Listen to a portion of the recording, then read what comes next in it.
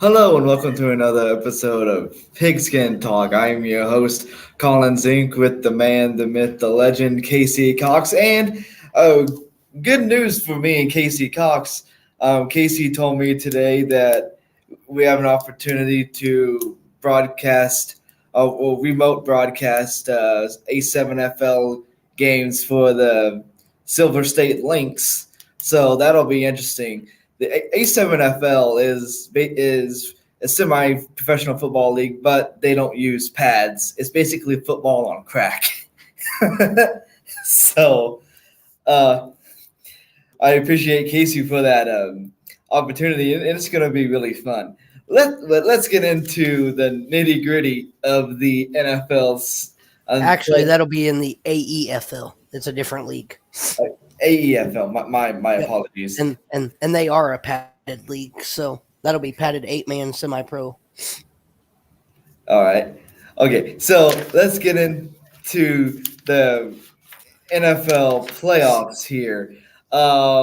Casey, quite a few surprises here in the playoffs.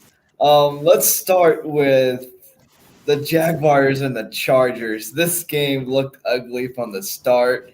Trevor Lawrence threw an interception on the second play of scrimmage. And, the Jaguars down 27-7 at halftime. It looked ugly, and somehow, some way, he found another gear and brought the Jaguars back. Did you see that game, Casey? Actually, I did not get to see that game, but I was close enough to people that were keeping eyes on that game. Yeah. While I was doing A7FL public announcing at the high school this weekend, there were people in the booth that had, teams that have playoff implications. So they were kind of keeping an eye on things. They come in and they told, they were like, Chargers up 27-7 at half. I said, well, that's expected. What's new? Come on. It's the freaking Jaguars. They're lucky. Yeah. They're like the Bucs. They're lucky they're even in the playoffs this season. Like, let's be honest about it. And so I was like, no big surprise, right? And then we're sitting there and we're going about the games, and somebody hollered up and goes, what's the update on playoff games? And somebody hollers down, Jaguars just beat the Chargers. And I went, say that again? They went, Jaguars beat the Chargers. Jaguars are going to Kansas City, it looks like. I was like, huh? What?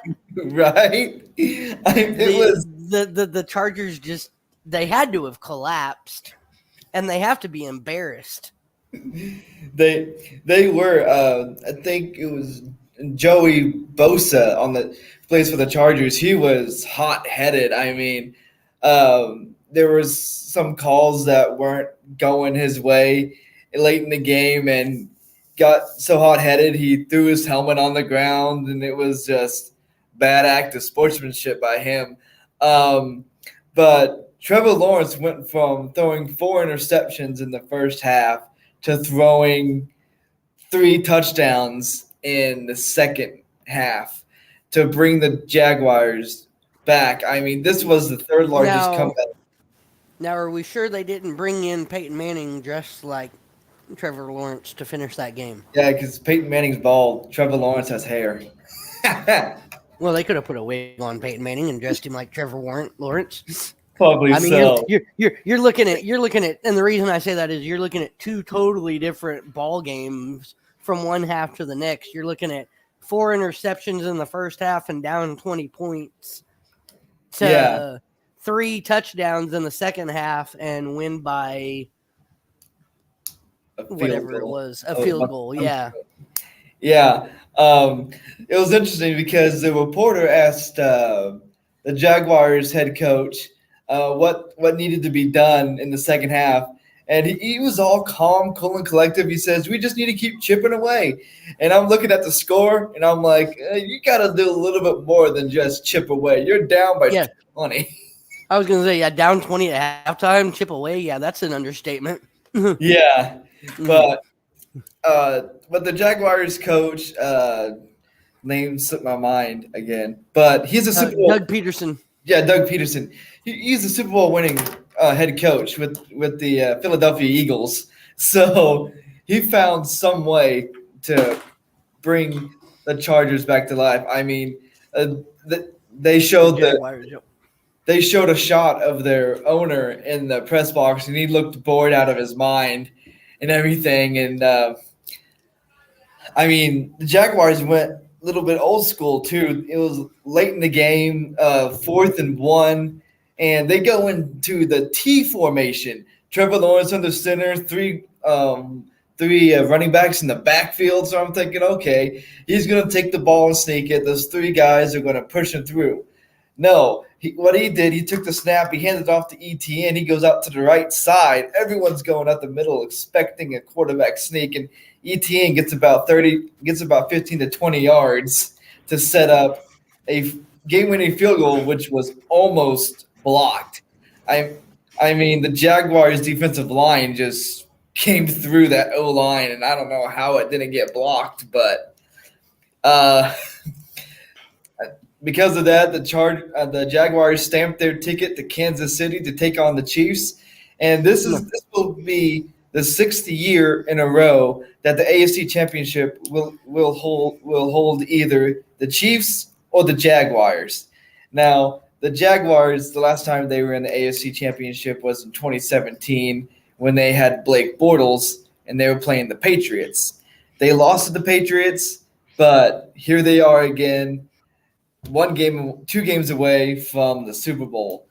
And another game that was pretty interesting was the Buffalo Bills and the Miami Dolphins. This one, Casey, was almost another comeback win. The Dolphins were down by 10, and they almost came back with a third-string quarterback, Tyler Thompson. He went 18 for 45, 220 yards, 1 touchdown, and 2 interceptions. So that's not a bad day at the office for a guy coming off the bench because your starting quarterback is hurt. And I don't blame the Dolphins for starting Skylar Thompson because look what happened to Tua. No. Yeah. Yeah, I was going to – and Skylar Thompson, okay, is much in the same boat as – at least in my opinion, say we just had this discussion 2 months ago when we were talking about Brock Purdy coming in as a rookie quarterback, first year in the league, for the San Francisco 49ers, and was he going to be a good quarterback? Okay, Skylar Thompson, if my mind is correct, was a Big 12 quarterback. He's another Big 12 quarterback. Came out of Kansas State University. Yeah. He was very, very, very bright, very intelligent. He had a very good football mind, a very high football IQ as a quarterback in college, but he played in a tough conference in the Big 12. Mm-hmm. So a lot of times he didn't look as great as he could be, but I knew looking at him that he had potential to be a good quarterback in the NFL. So for him to come in and show an all right, game coming off the bench when he hasn't started very many games this season at all, if any. Mm-hmm. He did good. He did very good. Yeah, he did good. And I like him as a rookie. I like him as a potential backup to Tua in the future. I think that's the route they need to go because he, under Tua's tutelage, will become a lot better of a quarterback. He'll be able to read the defenses. He'll become more mobile. He'll learn things from Tua that nobody else will be able to teach him. Yeah. One thing I forgot to mention about the Jaguars, I mean, this is why I have the Jaguars as my dark horse. I mean, they have talent. They got that skill, and they just come back to beat the Chargers. I mean, if the NFL playoffs has taught me, if NFL season has taught me anything, is that it's not over until the fourth quarter hits all zeros.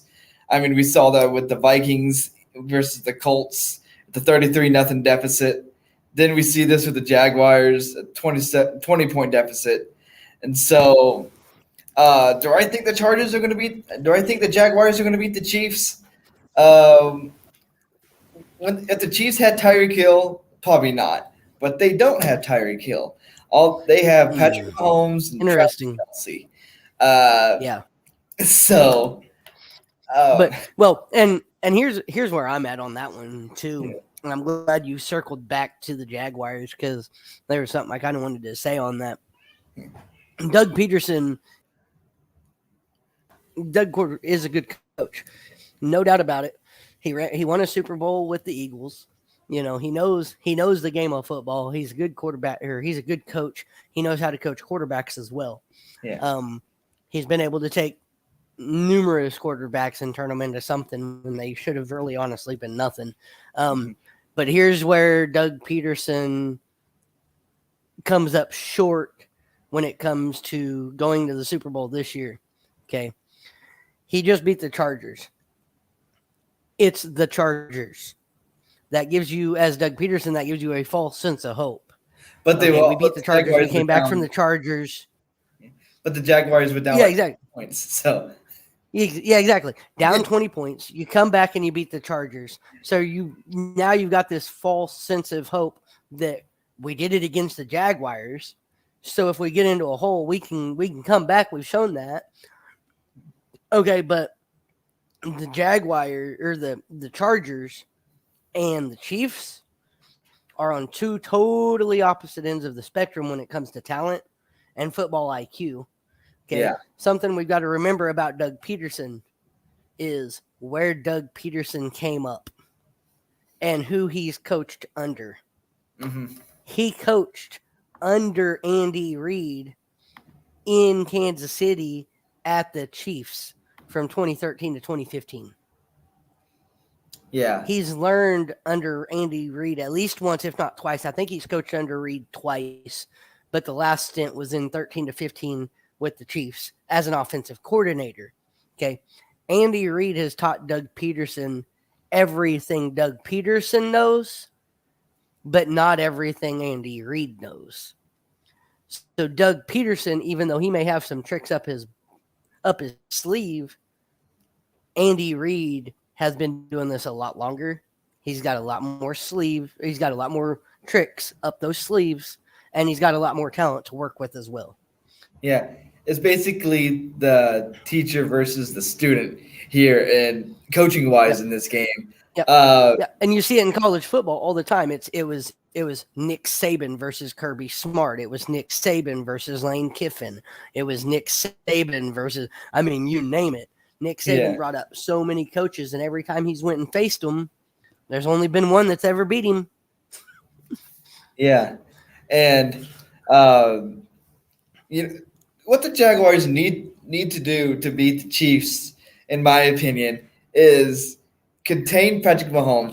If you contain his scrambling and you shut down, lock down Travis Kelce,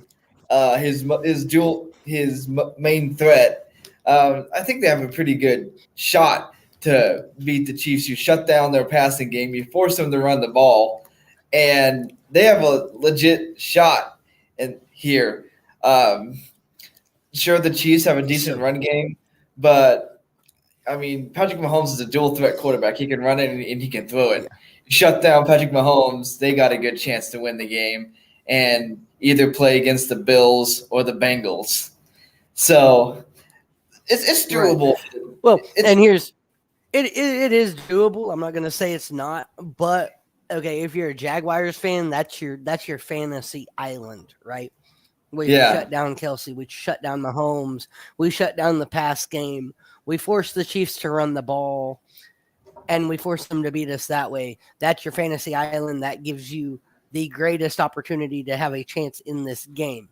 Now, if we want to be realistic for a minute, okay, I like the Chargers. I like Trevor Lawrence at quarterback.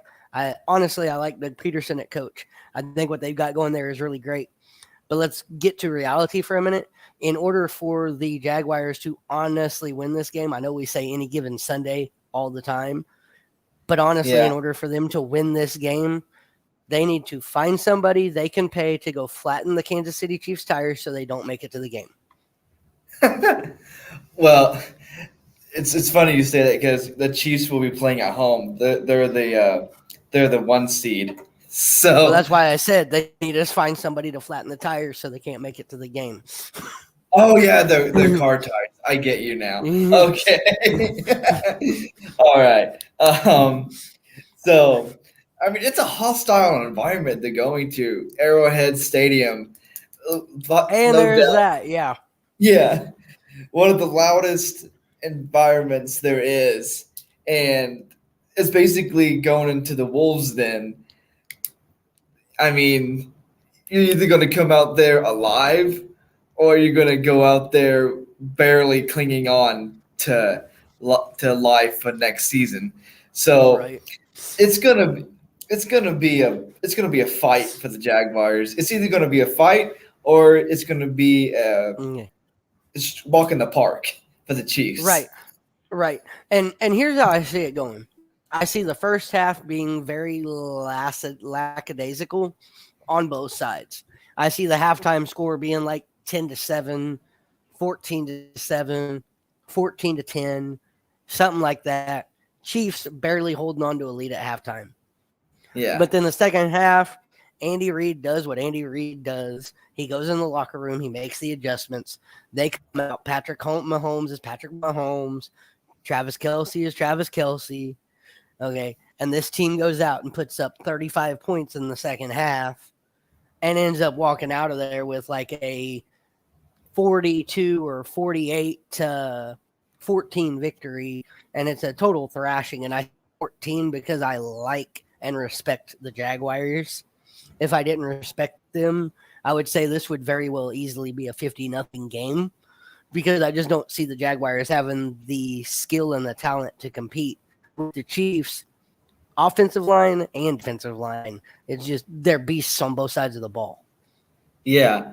I'm not trying to be biased here, but because of what the Jaguars did in the wild card round, I think our friend Glenn Griffin, who is a Chiefs fan, would be upset when I say I had the Jaguars in at least a 3-point upset against the Chiefs at Arrowhead. And that's saying something because if the Jaguars can beat the Chiefs, the Bills and Bengals would have to be scared because there's just no else way to put it because they impressed me I'll, against the I'll put it this way: if the Jaguars beat the Chiefs, I will take the Jaguars going to the Super Bowl for 1,000, please. yeah.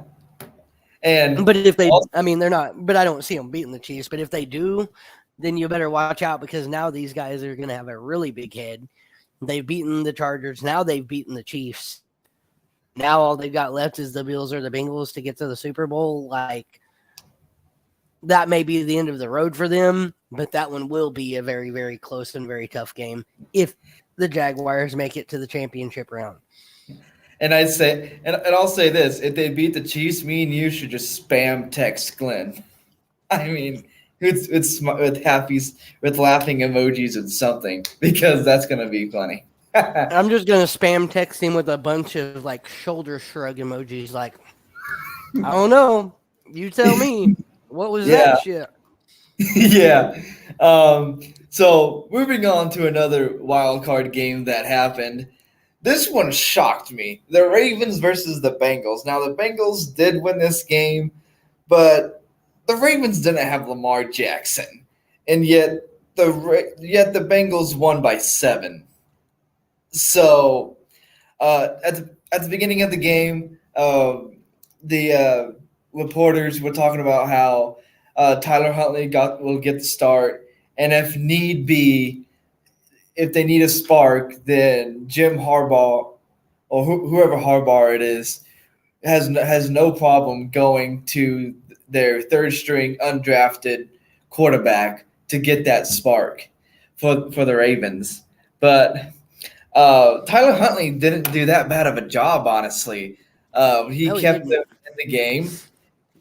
They were competitive, and he's a young Lamar Jackson, so to speak. He went 17 for 29 226 yards, 2 touchdowns, and 1 interception. Rushing wise, nine carries for 54 yards. I mean, he can run the ball, but one thing that happened, I don't know if you saw this, Casey, but it was late in the game. The Ravens had the ball at the Bengals 1 yard line. Yes, And I saw this one. Oh my lord. Oh my right? lord. Rookie ultimate rookie mistake. Never try to jump the line at the goal line, especially when you're against a defense like the Bengals. Yeah. Tuck that motherfucker and run between somebody's legs. Yeah. I mean, just because we saw Trevor Lawrence do it doesn't mean no one else can do it perfect. But and I'll be honest with you. That quarterback for the Baltimore Ravens, other than that was the only mistake I went, don't rookie error. What are you doing? Like, other than that, like when I first turned on that game, I won't lie. Whatever shot they had of him, it was just him and his helmet. And it didn't show the number. And then he like took the snap and he took off running. I went, wait a minute. I didn't know Lamar was playing this game. I thought he was just sitting on the bench. And somebody looked at me and went, bro, that's not Lamar Jackson. I went, huh? Because it looked a lot like Lamar Jackson. And then I saw the jersey and I was like, oh, okay, that's the backup. Okay, that makes sense. But he looked like a Lamar Jackson. And to speak on Lamar Jackson for a minute, oh my God. Did you see his whatever it was, Instagram post or tweet or whatever it was that he sent out? It seemed to be pretty cryptic. No, what was Speaking it? basically it said something about when you have something valuable, you nourish it, you use it, and you try to make it better, and you try to, you utilize it, and that's your key component, basically is what he said. And I don't remember if he went further than that. I think it was, like something like if you have if you have something valuable, you nourish it, you cherish it, you try to, help it grow. You don't risk losing it and not, and not doing something with it. Basically, the way it was taken by a lot of the analysts that analyze all this stuff are, he is basically saying he's ready to be away from Baltimore. He's ready to be traded away because they're not giving him what he wants. They're not willing to give him what he wants. We know they've been in contract stalls for months now. And it sounds like now he's just ready to go, you know what? I'm done. Like, you're not even willing to try to work with me, so just trade me. I'm glad you mentioned about how he wants to be traded because there's been talks about one of the teams that is interested in Lamar Jackson is the New England Patriots. Yeah, I saw that, and I was like, oh my, that would be the Tom Brady 2.0 if he goes to New England. I think he would make New England. I think that's the quarterback, the style of quarterback New England needs right now with the pieces that they have. Yeah. I mean, if I was Bill Belichick, this is what I would do.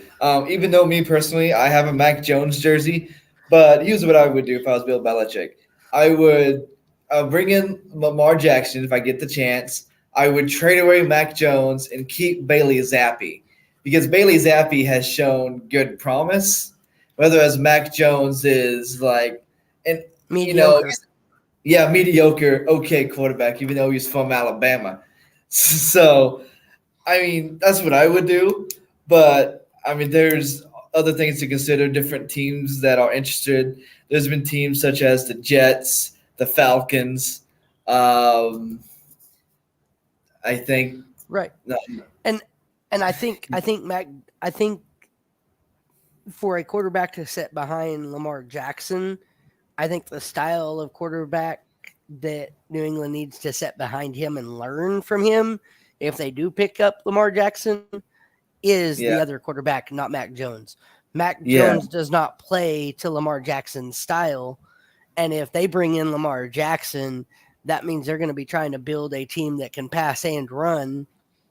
It seems like this third string quarterback for New England has more of the run ability than Mac Jones does. Yeah. We saw this in the game against the Bears. Even though the Patriots lost that game, Mac Jones was eventually benched and Zappy was brought in. He did a good job. I don't remember his stats, but the fans were chanting for Zappy, and he did a decent job. Didn't get the win, but Zappy has shown promise for the Patriots.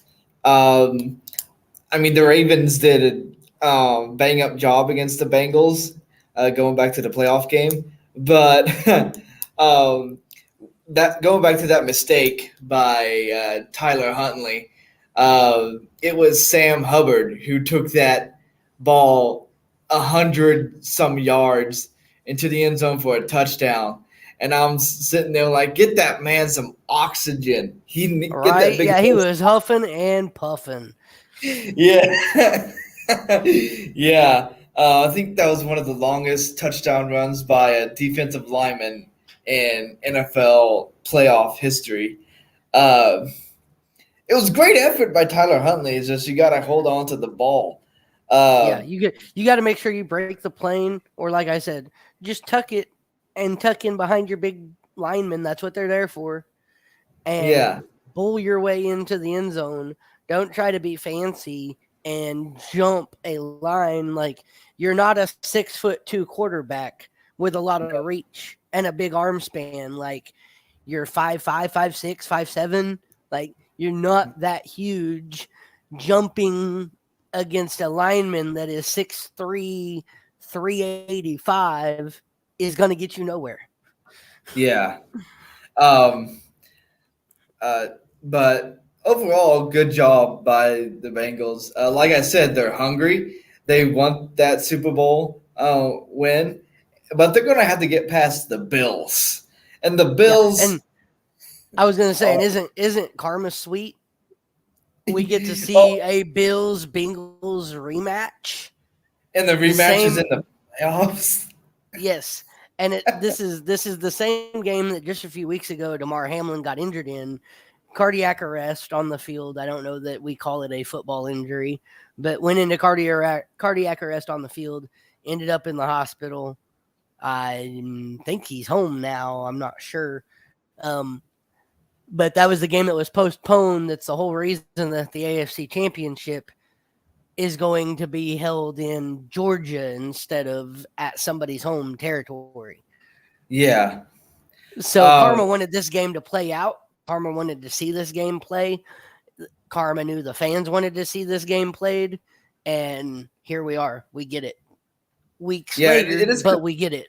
and it's gonna be exciting too, because like like you said, it's a rematch.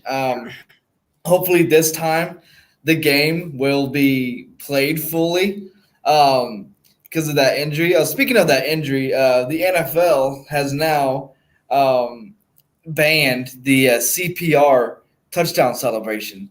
The like EA Sports is going to take that celebration out of Madden.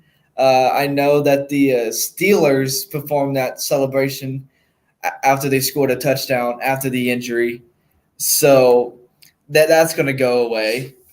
But for the Bengals, I mean, they have Joe Burrow, they got Jamar Chase, the dynamic duo. T. Higgins is, you know, he's a good receiver, but uh, not as good as Jamar Chase, I don't think. But he will be targeted. But the Bills, they have a dual threat quarterback, Josh Allen, which, in the words of Colin Coward, he is their offense. So I mean, and he's right. The Bills quarterback Josh Allen is basically their offense. You take Josh Allen out of the picture, and you have a backup quarterback who hasn't played much, in a crucial playoff game. So, same thing with the Jaguars taking care of the Chiefs. The Bengals have to take care of Josh Allen and force him to basically run the ball, which the Bills have a decent running game too. So, how do you see this game going, Casey?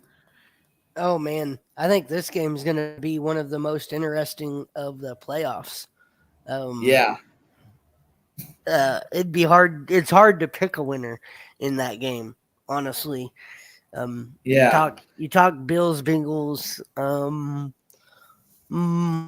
My heart, my soul wants to go Bills. Just because of the Hamlin incident. And I guess he has been released from the hospital. He he is has been back. released. He's back at Bill's facilities, walking around daily there, dipping his toes back in, as the coach put it. But it's very, very limited overall. Comes in. This article says it's limited just overall, but he comes in, and it really just started really today or yesterday, just trying to get back to a little bit of routine, just getting himself acclimated again, taking it one baby step at a time.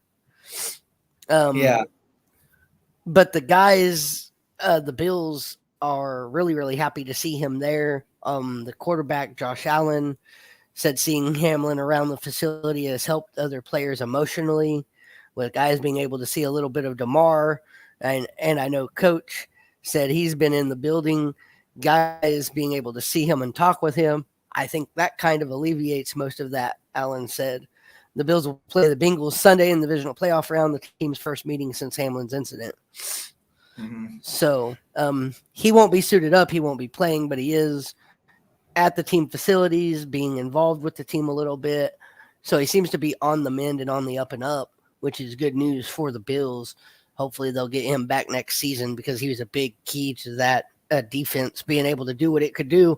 But with him not being in the game, I think that'll play a little bit of a factor.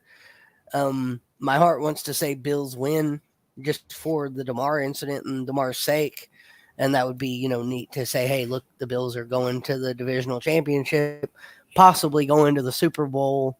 They've overcome this adversity. Like, that would be great. That'd be a great story. But I think at the end of the day, in reality, when you have to sit back and analyze it, I think the Bengals are going to win this game by probably 3 points. I think it's going to be a field goal game. Yeah, and McPherson, the Bengals kicker, has been excellent in the playoffs, kicking field goals.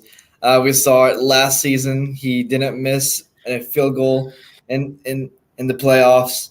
If the Bengals got into field goal range in the Super Bowl, if Joe Burrow didn't get sacked and got into field goal range, no doubt I would think the Bengals would have won that Super Bowl against the Rams. But yeah, I agree with you there. It's going to be a field goal game, but that is if their defense does a good job against the Bills, because the Bills are going to throw the ball. They're going to look for Stephon Diggs, and it's either going to be a shootout for the Bills, like the Bills are going to have a great day throwing the ball, or the Bengals are going to come prepared and show them what their defense is up to. This is going to be a toss-up, but it's going to be a 3-point game either way, I think. At most 10. So, looking over towards the NFC side of the bracket, we have the Seahawks losing to the 49ers 41-23. And Casey, the 49ers on an 11-game win streak with Brock Purdy. Brock Purdy, it was the last guy picked in the NFL draft. It's kind of like a young Tom Brady story. Of course, Brock Purdy has a long ways to go, but to get put in that kind of scenario, the last player picked in the draft to a playoff winning quarterback, You think the Seahawks had a chance, Casey? Um, as far as the Seahawks having a chance, I didn't think they did. Geno Smith would have had to really, really be on top of his game. Um, and I knew it just wasn't going to happen. Geno Smith wasn't ready for the big stage, if you would. You know what I'm saying? Like he Yeah. hasn't been there enough times to be able to say, "Yep, this is where we are," and this is what we're gonna do. Like that's just And it was a dream for the Seahawks, honestly. The 49ers with Brock Purdy at quarterback, with Christian McCaffrey in the backfield, with all the talent they've got, they've just been on a tear. It's I knew, I knew, I knew that the Seahawks at the end of the day were going to fall short, unfortunately. yeah, quarterback comparison, quarterback contrasting wise, Geno Smith, 25 for 35, 253 yards, 2 touchdowns and 1 interception, compared to Brock Purdy's.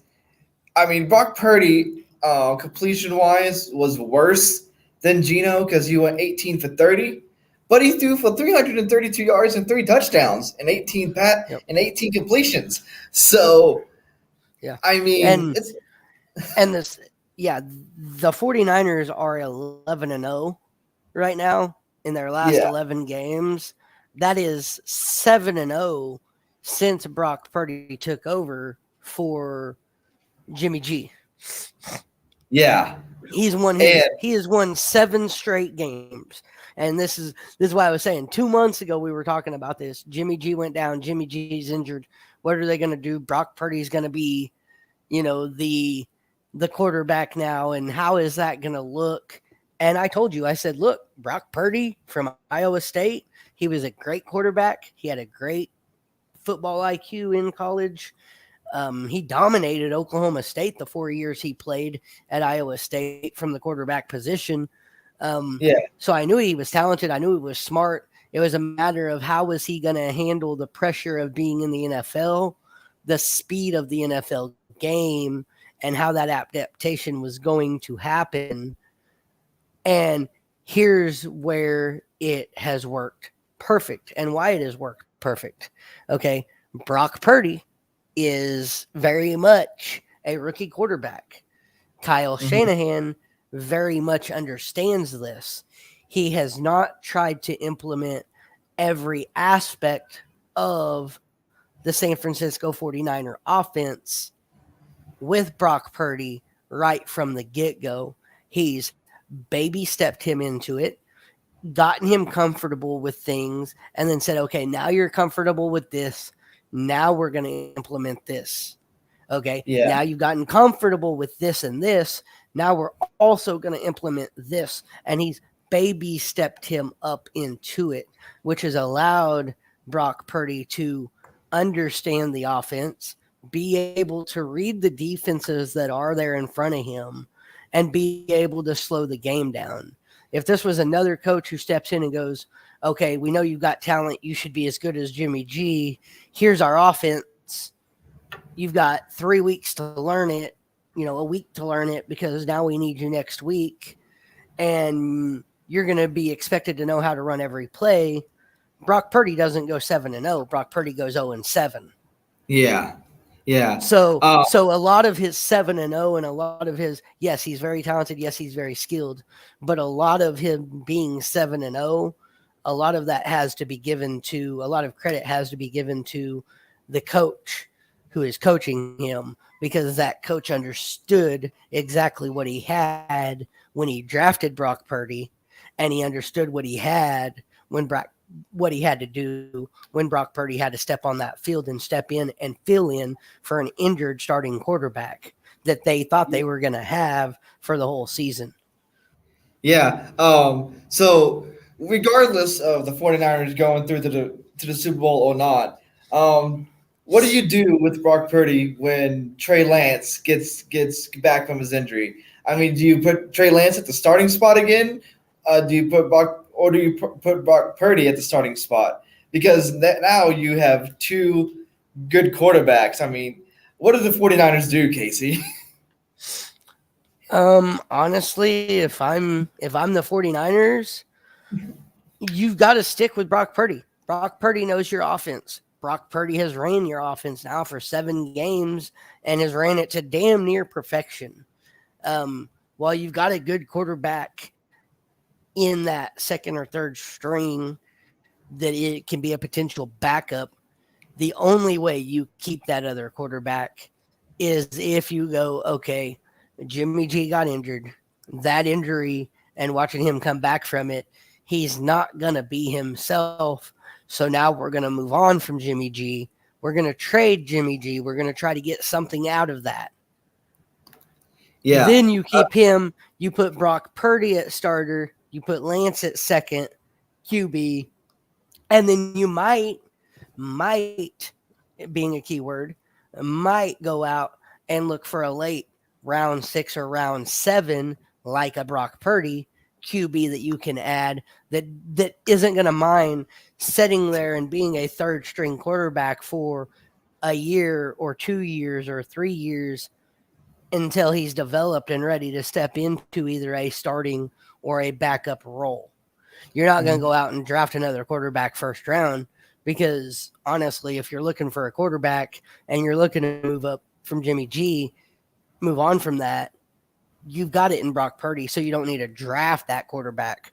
But if there's a good quarterback, a decent quarterback available in the late rounds, and you've got the room and you don't really have any other needs at that point because you've filled everything else that you need, why not get you a third quarterback? It's always good to have 3 of them on the roster. Yeah. With back to the Jimmy G trade, if I was the 49ers and I was trading Jimmy G, I think a good team to give him to would be the Houston Texans because, let's face it, the Texans don't have a great quarterback. They need one. Yeah. They're in a subpar division. So, I mean, if I'm San Francisco, I'm calling up Houston, be like, hey, we'll give you a quarterback that's been in the Super Bowl, who's been behind Tom Brady for, let's say, a couple of draft picks. Then Jimmy G goes for a first round and a third round pick, a 2020, this could be the next draft. Like we could be talking, a 2023 first round pick and a 2024 third round pick.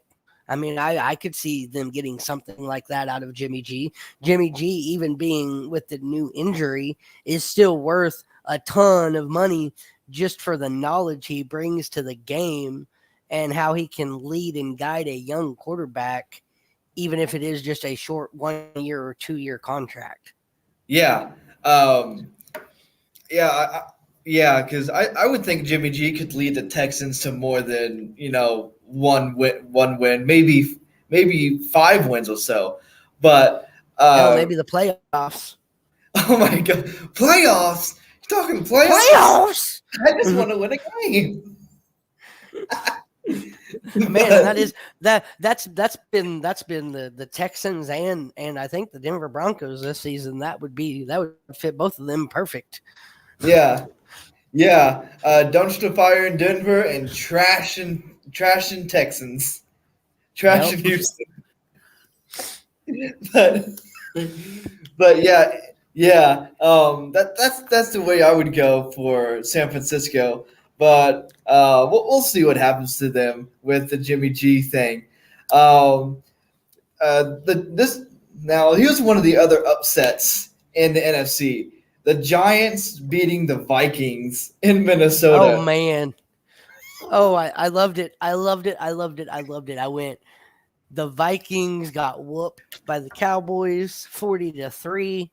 I knew this team wasn't going to be able to compete when it came to the playoffs. I knew they were going to choke. Kirk Cousins is an ultimate playoff choke artist. Been proven time and time again. And meanwhile, and then he does it against the Giants. Yeah. And meanwhile, somewhere, Case Keenum is laughing his butt off because Case Keenum led a comeback against the Saints, known as the Minneapolis Miracle, whereas Kirk Cousins throws a 3-yard check down to Hawkinson on a 4th and 8. I Yeah. mean, Look, I actually saw that replay, and they went 4th and 8. I'm like, okay, this has got to be a big play by Kirk Cousins and the Vikings, right? They're showing this replay on ESPN. This has got to be something big. Nope, it's a 3-yard check down on 4th and 8 for a turnover on downs. I'm like, yeah, well, you had 8 yards to get. You at least throw that ball 5 yards. right? So that you're running, so that the guy catches the ball and only has to run 3. You don't throw it on a dump down 2 or 3 yards and expect him to pick up 5 on his feet when the New York Giants defense has been eating you up at 5 yards all day long. Yeah.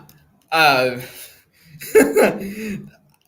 don't know what he was thinking there, Casey, because when Hawkinson caught it, he was immediately tackled. He didn't even get nowhere. It wasn't even that he was wide open. It wasn't that he had 5 yards of room in front of him to run. It was literally like, well, you're my only option. Hopefully you can break these tackles. Here you go. Oh, sorry, buddy. I just got you smeared. Yeah. Hawkinson is a good tight end, but he's not Gronkowski good. He's not that guy. He's not even Travis Kelce good. He's not Jason Witten good. No. I mean, you at least gotta, like you said, at least gotta throw it 5 yards, or at most find someone deep or whatever. Just don't throw the 3-yard check down. That's just, I don't know. I don't play in the NFL. I'm not a quarterback in the NFL. I'm not a quarterback in any football league. I've never had been. But honestly, if I'm playing quarterback, all right, and I see that my only option left is a 3-yard check down on a 4th and 8, I'm not throwing, no offense to you, guy, 3 yards away from me, wide open or not. I'm not throwing the 3-yard check down. I'm looking at my receiver downfield, and I'm throwing that ball up in the fucking air, and I'm hoping that I get a defensive pass interference. Yeah. I mean, that's another because thing. You have a better shot at throwing it long and getting a defensive pass interference, 15 yards, automatic first down, than you do throwing it 3 yards and that guy running 5 to get the first down. Yeah, that's another thing. He could have done that. It's a matter of odds.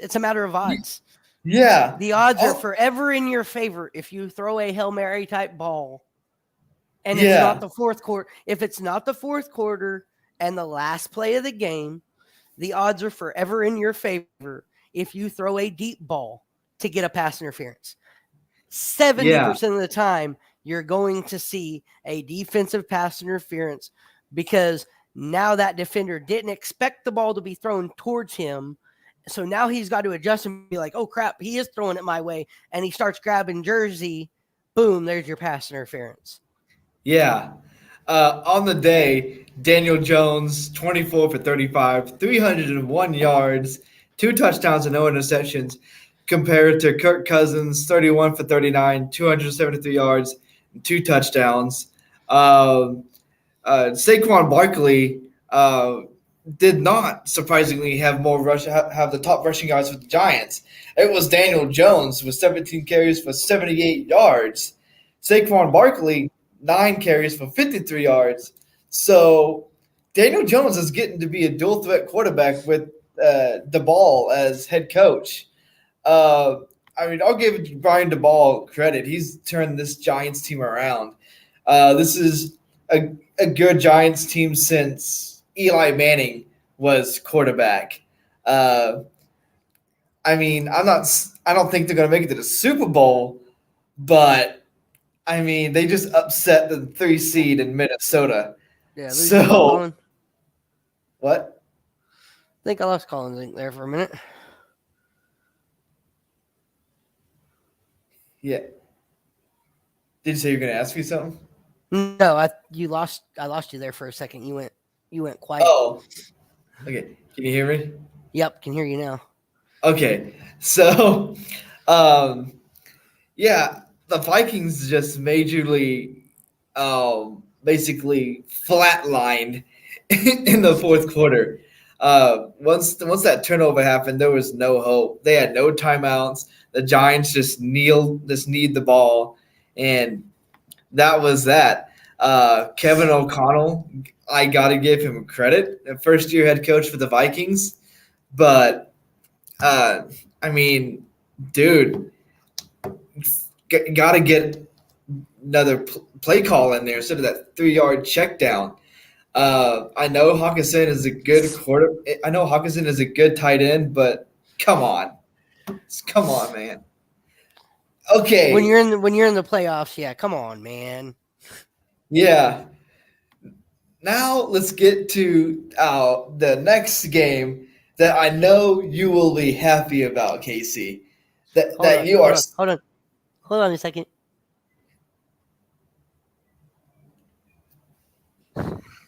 Yes, I am very happy about this game. Yeah. I mean, you were right. The Bucs had too many problems to worry about for the Dallas Cowboys defense. Now, at first watching that game, there was a couple 3-and-outs for each team to start. So I'm thinking, oh, this is going to be a defensive battle. Yeah. Yeah, but Dallas got it done. I got to give them credit. They've pulled off an upset that leaves Tom Brady's future in the balance.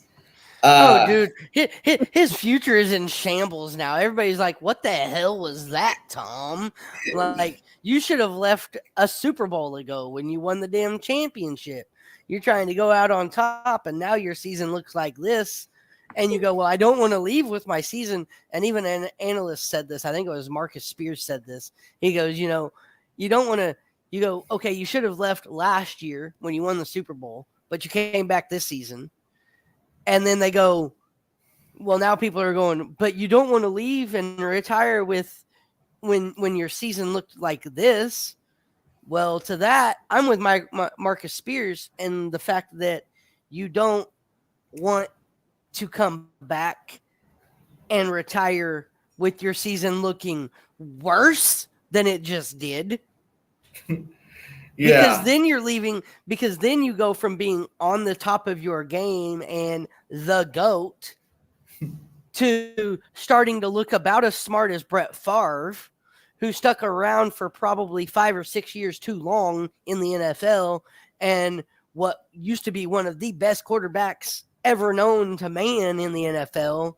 Yeah. By the end of his career, 5-6 years, he should have retired 5 or 6 years earlier. He stayed 5 or 6 years longer. Now people, when they talk about Brett Favre, they laugh because he wasn't that great of a quarterback his last 5 or 6 years. The last 5 or 6 years of his career overshadows all that bouncing around from Green Bay to the Minnesota Vikings, like all that. It looked bad on him. And then he started looking worse, and he'd come back and he looked worse, and he came back and he looked worse, and he came back and he looked worse. If he would have stopped when he left Green Bay and not come back and went to Minnesota and played 3 or 4 seasons at Minnesota, he'd still be looked at as one of the greatest of all times. Yeah. But his career in Minnesota killed him. Yeah. Tom Brady is on the verge. We're on the verge of seeing that with Tom Brady. If Tom Brady does not literally at the end of this season, now that his season's over, take a few weeks, think about it, take a few months, think about it. If come next season, he doesn't come out and go, look, I'm done. I'm not playing. I'm retired. I've won 7 championships. I thought I could get an 8th one. I didn't do it. I helped my team get to the playoffs. That's good. I'm still at the top of my game. I'm still going to be known as one of the greatest. Please, please, please. I hate you, Tom Brady. I've hated you since you came into this league, Tom Brady. I've wanted you to leave this league forever. I'm not being selfish by saying, please leave this league because I hate you and I want you gone because you've been so great. No, I appreciate you as a quarterback. What I'm saying is, please, for the sake of your own whatever you're trying to leave, your own legacy, your own name, please be done. Be done. You don't need to go back to New England and try to run it back one more time with the Patriots. I know all the Patriots fans are dying. Come on, Tom. Come on, Tom. Run it back one more time. TB12. Run it back one more time with – no. Yeah. You don't need to run it back with the Patriots. You don't need to go try to win a championship with the Texans to prove that you can take a team that's shit and turn them to gold. Okay? You don't need to go and take a job from a Deshaun Watson in the Browns and take the Brown shits to the fucking Super Bowl. Like, no, that is going to totally ruin your career and the name you have for yourself, because all you're going to do from here, and it showed in the game against the Cowboys. When's the last time you saw Tom Brady throw 5 balls in the ground? Short of a receiver. Yeah, I can't even remember. You saw at least 5 of them against the Cowboys. Yeah. Okay. You're on your decline. The world saw it when you played the Cowboys in the first round of the playoffs this year. Your game is on the decline. Yeah. Take a seat. Say, look at this. I've got 7. You've got 5 fingers and 2 on the other hand that all have Super Bowl rings. And you got 4 fingers and 3 on the other hand that have Super Bowl rings. However you want to wear them. If you're Coach Bartley, you're wearing 5 on one hand and 2 on the other, and you got 1 on your thumb. So I mean, you're sitting there going, I got 7 rings. I don't need number 8, 9, or 10. I don't need another playoff run. I don't need another NFL record. I've got 7 rings. I'm a GOAT. I'm done. I take my bow. I'm done. Brady tried so hard in this game too. Listen to this. His passing, he went 35 for 66. 66 passes. I did the math. 35 divided by 66, that's 53%. Yeah, he almost went 50%. And that is honestly probably the worst completion percentage that we've seen out of Tom Brady in his career.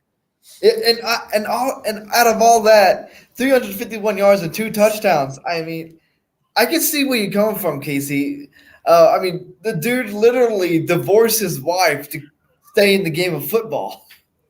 Yeah, and you would think that divorcing your wife to stay in the game of football, you would still be on top of your game and be winning a championship. You didn't even do that. You barely made the playoffs. Yeah, they had it's time to be done. Yeah, they had a losing record going into the playoffs. And this is what I said coming into this game, okay? Dallas lost week 1, right? Mm-hmm. To the Bucs, 19-3. It was a 16-point game. I said it last week. I said, now wouldn't it be funny if the Cowboys turn around and beat the Bucs by 16 or more? The Cowboys win 31-14 and beat the Bucs by 17. Yeah. Now, think about it this way. If those 2 teams were in the same division and they were playing each other, the Bucs win a game, the Cowboys win a game. Usually your tiebreaker is heads-up matchup, right? Well, if you both have a game against each other, then your tiebreaker isn't heads-up matchup. Your tiebreaker is either point differential or, depending on the league, or who won their game by more points. What was the point differential of the 2 games between the 2 teams? Who had the plus point differential? Well, the Dallas Cowboys have a plus 1 point differential. So that could have very well been a deciding factor in a league going to the playoffs. Like that right there just showed the Cowboys knew what they had to do. Not only did they want to avenge the loss, they wanted to show that they could beat the Bucs like the Bucs beat them. Yeah, and they've showed it. They performed very well in that game. I mean, the crowd was getting out of it. Usually when the Bucs get a first down, the PA announcer says, "First down, Tampa," and the crowd yells, "Bay." But throughout the game gets worse, and then the crowd just goes out of it. The PA announcer says, "First down, Tampa," and the crowd's like, "Bay." I mean, they would just You're so used to hearing this arena, and that's what was funny to me. You're so used to hearing this stadium erupt. First down, Tampa, Bay. Yeah. And this game, the whole entire game after the first 2 drives, it was first down, Tampa, Bay. Yeah. Like, wait, what? First down, Tampa, Bay. Like, it's where are you guys at? Come on now. Like they were even trying to fire the cannons just to fire the cannons. yeah. It's like the cheerleaders were trying to pump up the crowd, but the fans are just all like, "We're losing. Stop cheering." I mean, yeah, yeah. And I've said it since Brian Leftwich took over in Tampa Bay. Speaking of Brian Leftwich, that's not Tom Brady's head coach. Bruce Arians was Tom Brady's head coach. That's another reason Tom Brady needs to step away. Look, you're not coming back to Tampa Bay. I can already see that, feel that. Everybody knows it's coming. You're not coming back to Tampa Bay. Don't try to go and find another team. Yeah.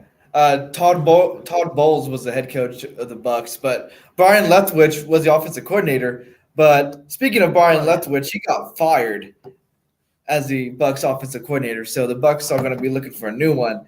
And I didn't even hear that. That's how busy I've been. I didn't even hear that he got fired. So so maybe Tom Brady does come back. I don't know, but that wasn't. And I misspoke. Yeah, that wasn't Tom Brady's offensive coordinator. Yeah. It showed all season long. He was trying to run a totally different offense than what Brady is used to. I mean, if Bruce Arians was still the head coach, the Bucs would probably be more competitive against the Cowboys. But Todd Bowles was the head coach for the Jets. He was the offensive coordinator for the Bucs when Bruce Arians was there, and he got promoted when Bruce Arians stepped down. So it was a bit of a hot seat for Todd Bowles to be in with the Buccaneers. So looking into the divisional round for the NFC, it's basically the 49ers versus the NFC East, Casey. I mean, that's exactly what it is. And I was just getting ready to say,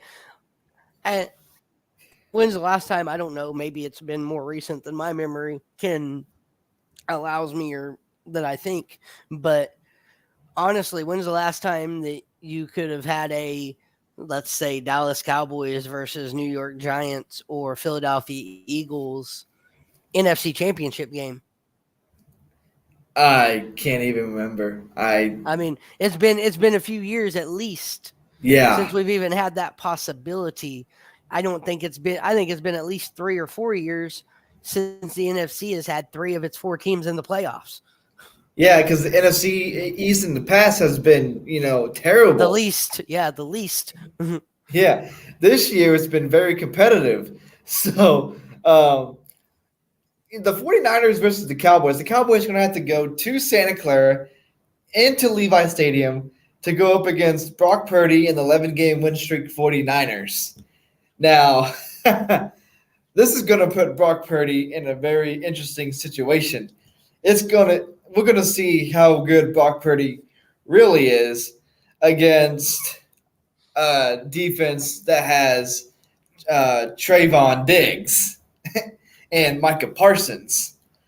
I can probably see the 49ers utilizing George Kittle more as an offensive lineman to keep Micah Parsons from sacking Purdy. Ain't gonna happen though. Yeah. I think Parsons is getting ready to go have a birthday party in the backfield, and Brock Purdy's going to be the cake. Yeah.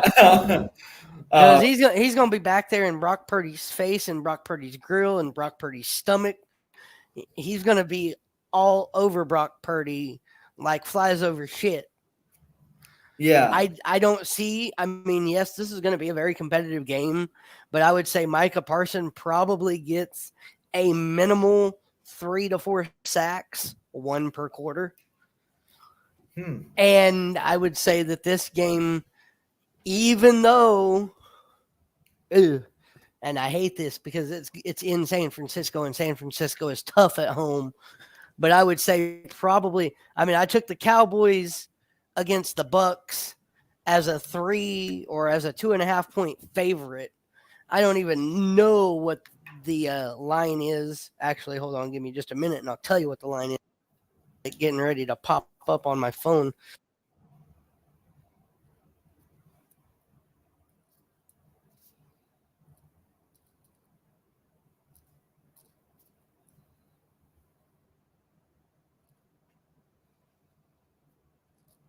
Points. Okay, so the line on this game is 49ers by 4. Wow. Is the spread. At least that's what Siri just told me as I had it popping up on my phone. She said that everybody, that the experts have the 49ers by 4. If that's the proper spread, I picked the Dallas Cowboys when they were a favorite by 2.5, and they won by 17. Being an underdog by 4, I'm going to have to pick the Cowboys by 7. Wow. Okay.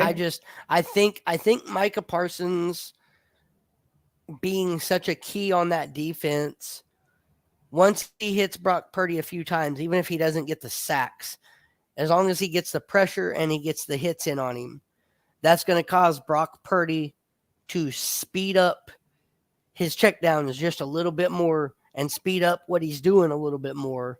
And he's going to start throwing passes a little earlier than he should. And he's going to start overthrowing receivers or underthrowing receivers. And it's going to put somebody like a Trayvon Diggs in a perfect position to get an interception or two. And I think at the end of the day, just like it was against the Bucs, the Cowboys defense and all the pieces that they have and the fact that they're all healthy is going to be too much for the San Francisco 49ers offense. And not just interceptions, pick sixes, because because Micah Parsons is that good of a defensive player. I mean, it could happen because Brock Purdy is a young quarterback. It's going to be a mind game with Micah Parsons. He's going to be. We saw what Micah Parsons did. I mean, it was him and it was Dorrance Armstrong and it was Odigizua, all getting in the head of Tom Brady with the rush. You're looking at a a Lawrence, a Armstrong, a Odigizua, a Micah Parsons, a possible Leighton Vander Esch. Who knows? Maybe a Trayvon Diggs comes from safety as a safety blitz. Like there's too many damn pieces on this line and on this defense that rush can come from anywhere. We've seen what they've done against veteran QBs. Yeah. Imagine the type of day they're going to have if they have their way, and it's a rookie QB. Yeah. George Kittle ain't going to be able to stop Micah Parsons. Yeah. Oh my gosh. Imagine. Bosa ain't going to be able to stop Micah Parsons. Parsons is too fast for Bosa. Yeah. Yeah. But George Kittle, imagine him trying to break tackle Leighton Vander Esch if he goes. Oh, Lord. Yeah. That's a ground shaker right there. but so that is why. But that's why I have to take Dallas by 7. One, I'm a Dallas fan, but I can be realistic. This is going to be a close game. It's going to be hard fought. Again, I just think that defense this year, the confidence that the Cowboys have as they moved closer to the playoffs, they went through their walkthrough and they oozed confidence going into that game against Tampa Bay. Okay, they just turned that confidence into a 17-point victory. How do you not take that confidence, transfer it into the walkthroughs in San Francisco and say, hey, we were here last weekend, just on the other end of the country. It's the same style of atmosphere. Let's go in and let's play Cowboy football and let's get the job done. Yeah, and I gotta agree with you. I got the Cowboys winning maybe by at least 7 or so because of the Cowboys defense. But even their offense, they got CeeDee Lamb and Dak Prescott. That's a very dual threat. But looking at the other divisional game in the NFC, I think this is a very uneven matchup. Eagles versus Giants. I'm sorry, Giants, but I think the Eagles are just going to dominate you. Is Hurts playing? That's going to be the key. Does Hurts start? I think Hurts is playing, yeah. Okay. Yeah, then the Eagles by far are going to win this game, probably by 14 or more. Yeah. But I mean, we thought this with the Vikings too. We thought the Vikings were just going to have a heyday with the Giants, and they didn't.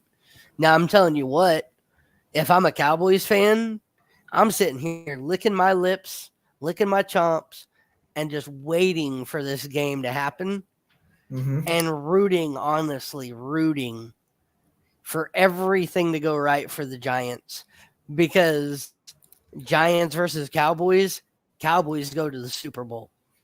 The Giants don't have it for the Cowboys this year. Yeah. I don't think the Giants have it for the Eagles either. Let me make that clear right now. I'm not saying I picked the Giants to beat the Eagles. I'm saying as a Cowboys fan, I am totally rooting Giants over Eagles because I like my chances versus the Giants a lot better than I like my chances against the Eagles. And I'll go one further. If it is Giants-Cowboys, I like the Cowboys' chances so bad that game is like a 40-3 Minnesota Viking game for a championship. And then you've got the Dallas Cowboys coming off of a thromping victory going to the Super Bowl. I don't care who they play. Bills, Bengals, Chiefs. That's going to be a hell of a championship matchup. Yeah. This weekend is looking up to be a very good another week of playoff football. We have only about maybe 4 or 5 weeks until it's the Super Bowl. So that's all I have for today. The playoffs are looking very interesting so far. Remember to like, subscribe, Casey Cox's YouTube channel on KHLC, Casey Cox, KHLC Internet Radio. I'm Colin Zink. He's Casey Cox. And remember, you don't just talk. Your pigskin talk. Thanks for watching.